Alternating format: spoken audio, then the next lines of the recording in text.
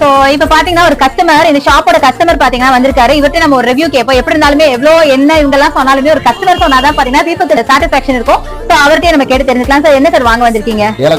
ஏலக்காய் வாங்க வந்திருக்கீங்க. சோ இந்த ஷாப் ஆல்ரெடி உங்களுக்கு தெரியுமா? தெரியும். எப்பவுமே வாங்குவீங்களா? ரெகுலரா வாங்குவீங்க. உங்களுக்கு எப்படி ஃபீல் பண்றீங்க? பிடிச்சிருக்கா? பிடிச்சதுனாலதான் வந்து வர்றாங்க. அதுதான் நானே சொல்ல வந்தேன், பிடிச்சதுனால தான் வரீங்க. அப்படிங்களா?